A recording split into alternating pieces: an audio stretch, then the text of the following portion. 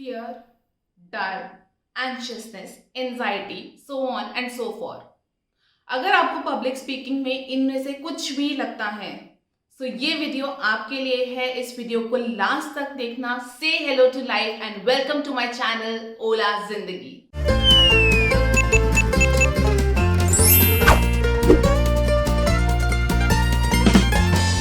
Glossophobia or the fear of public speaking. This is one of the biggest fears ever. आपको पता है ज्यादातर लोगों का जो लाइफ में सबसे बड़ा डर होता है वो होता है स्टेज पे जाके फ्रीज हो जाने का। और ये डर ऑलमोस्ट सबको होता है। सबको at one point of time ये डर जरूर होता है। लेट्स से अगर आपको आग से डर लगता है तो आप क्या करोगे?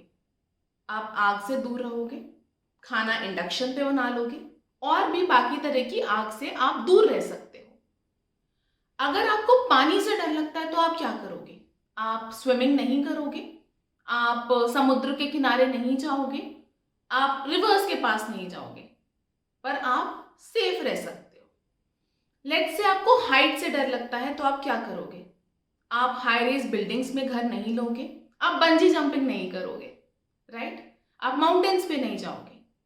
लेकिन अगर आपको लोगों से डर लगता है तो आप सरवाइव कैसे करोगे? The fear of public speaking is one fear that we have to overcome. And today I'll give you 5 such methods to overcome public fear.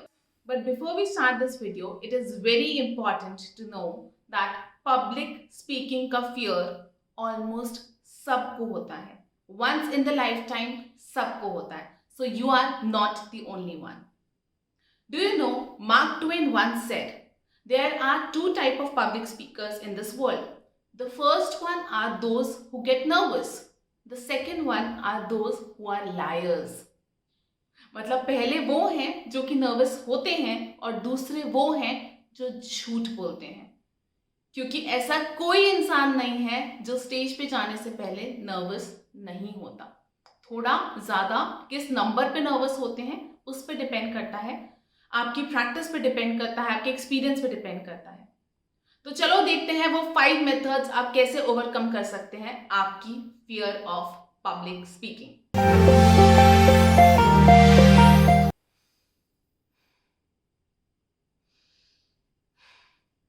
Yes, deep breathing बहुत एसेंशियल होती है आपके उस फ्राइट को ओवरकम करने के लिए जो होता है आपको स्टेज पे जाने से पहले। So if you deep breath, आप अपने अंदर से जो नेगेटिव एनर्जी है उसको बाहर निकालते हो और पॉजिटिविटी अंदर लेते हो। तो ऐसा करने से आपका कॉन्फिडेंस बढ़ता है और आपकी एंजाइटी कम होती है। Also with breathing what you have to do is you have to visualize. आपको विजुअलाइज करना है कि आप उस लेवल पे पहुंच चुके हो, आप जाके एक बहुत अच्छी स्पीच डिलीवर कर चुके हो, लोग आपके लिए तालियां बजा रहे हैं। आपको मूवी 3 इडियट्स याद है? उसमें आमिर खान एक डायलॉग बोलते थे बार बार, all is well, all is well, all is well. He meant all is well. जो आपका माइंड है ना और जो आपका हार्ट है उसको अगर आप ये विजुअलाइज करा दो कि सब ठीक है, सब बिंदास है, सब एकदम झकास है, तो वो एक्चुअली बेस्ट होता है। So tell yourself that we are going to do it. मैं ये करके रहूंगा, मैंने ये करना है। So play with your mind, play with your heart, and things are fine. So just breathe, take out all the confusion, all the nervousness, all the anxiety, and bring confidence. The second one is pausing. Pausing again is very, very important. See, there are a lot of people who forget that there are two things that exist.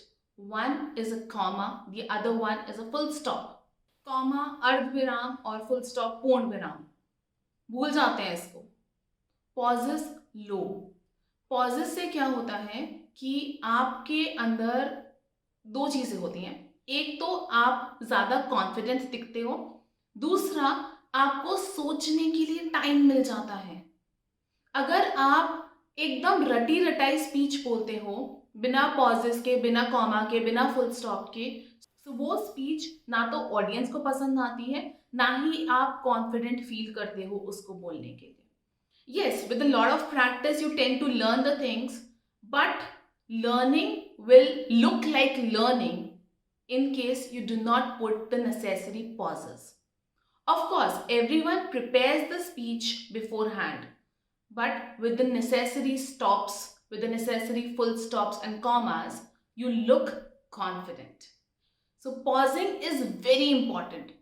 And also मैंने जैसे बोला कि आपको एक सही जगह पर सही थॉट लाने का टाइम मिल जाता है. तो पॉजेज लो, आराम से चलो, कोई जल्दी नहीं है. पॉजेज से एक फायदा और होता है और वो है कि आपकी स्पीच रटी हुई नहीं लगती. You look as if you are just talking with the audience. It is important to talk with the audience, to connect with them rather than just giving up the mugged speech. ठीक है. So just be confident and take your pauses. Take your pauses very appropriately and nicely. The third point is practice beforehand. Practice makes a man perfect. And if not perfect, then somewhere close to perfect. तो perfect तो कोई भी नहीं होता, but perfection के अगर आप थोड़ा सा भी पास पहुंच सकते हो तो वो तभी हो सकता है if you have practiced a lot. Practice बहुत इंपॉर्टेंट है. सो प्रैक्टिस कैसे करनी है? Before you go up on the stage, make sure that you have a number of people जिनके साथ आप वो प्रेजेंटेशन, स्पीच या जो भी आप डिलीवर करने जा रहे हो वो एक बारी उनको दिखा दो, उनके साथ रिहर्स कर लो. एंड मेक श्योर जिसके साथ आप रिहर्स कर रहे हो that person is a proper critic, ताकि वो आपको आपकी कमियां बता सके और आप उन कमियों पे वर्क कर सको. वो पर्सन अगर आपके लिए एज ऑडियंस वर्क करता है तो आपको ये भी पता होगा कि आपकी ऑडियंस कैसे रिएक्ट करने वाली है after listening to you. So if there is any kind of problem that is going to be created on the stage, आप उस प्रॉब्लम को पहले से ही ठीक कर लेते हो. So practice is very very very essential. Practicing in front of the mirror can also help you in a lot of ways. Practice with the person and also practice in front of the mirror. उससे क्या होगा कि आप अपने facial expressions, अपनी body language, अपने hand gestures, इन सब का ध्यान रख पाओगे. Now, it is said that your content is only 10% of what you speak. The rest 90% is how you speak. So how you speak is your body language, your posture, your connection with the audience, your eye contact and everything.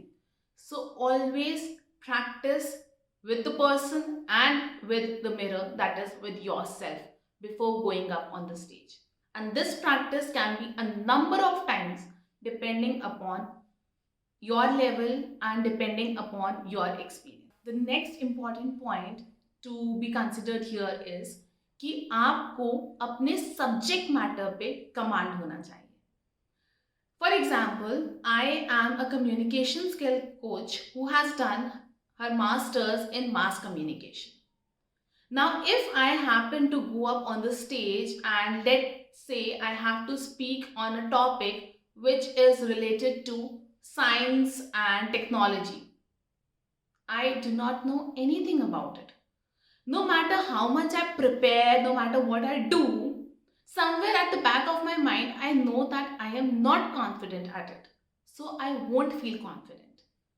So always choose the subject matter you are confident at. अगर आपका confidence ही नहीं है आपके subject matter पे, so all what you are going to do there is कि आप खुद से सोच रहे हो कि यार कुछ गड़बड़ तो नहीं है, कुछ गड़बड़ तो नहीं है, कुछ गड़बड़ तो नहीं है. एंड एक्चुअली ये सोचते सोचते आप गड़बड़ कर सकते हो, चांसेस हाई हैं. So always be prepared with the things that you already know. Subject matter आपका होना चाहिए, आपकी चॉइस का होना चाहिए, आप जिसमें कॉन्फिडेंट हो, जो आपकी फील्ड है वो होना चाहिए. अपना सब्जेक्ट मैटर डिसाइड करते समय आपको 2-3 चीजों का ध्यान रखना है. क्या वो सब्जेक्ट मैटर किसी पे इम्पैक्ट क्रिएट कर सकता है? ऑब्वियसली अगर आप अपने कंटेंट को लेके श्योर हो तभी आप किसी पे इम्पैक्ट क्रिएट करोगे. सेकेंडली आपको ये देखना है कि आपके कंटेंट से किसी का कोई फायदा हो रहा है. Is anyone going to benefit from what you are going to say? और and thirdly you have to see that is your content having any kind of informative or entertainment value that you can deliver to your public. ठीक है? So these three things have to be seen: the impact, the benefits, and your value that you are going to impart. When you are confident with your subject, you make an excellent point on the stage. So just be confident of what you're going to speak, and confidence will come only with your experience. Last but not the least, a very important point is do not fear rejection. Do not fear rejection. Even the greatest of the people were once rejected. If the people are not liking what you are going to say or what you are going to do or what you have said, it is okay. अगर आपने पहले से अपने mind में ये बना लिया कि लोग मुझे पसंद नहीं करेंगे, सो ऑफ कोर्स आपको पसंद नहीं करेंगे. So do not fear rejection.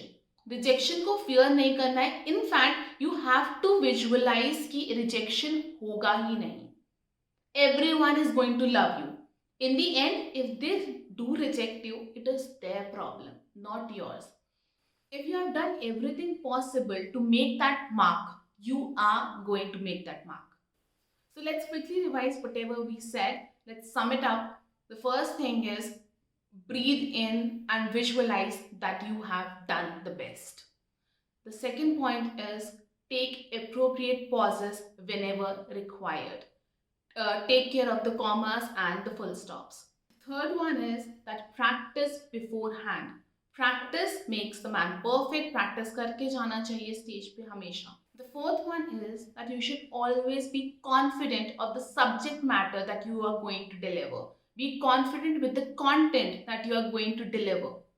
अगर content आपके मतलब का है तभी आपकी delivery अच्छी होगी. And the fifth and obviously important one is कि do not fear rejection. हमें rejection से बिल्कुल नहीं डरना है. So go out in the world, break the glass ceiling, make a mark, announce your arrival to the world that here I come and I do not fear going up on the stage. So that is all for today's video. I hope you like the content. Let me know in the comment section below what you feel about this video. Hit the like button, subscribe to my channel, share this video with as many people as you can so that you can make a difference to their life. We'll meet in the next video. Till then, bye-bye. Take care of yourself.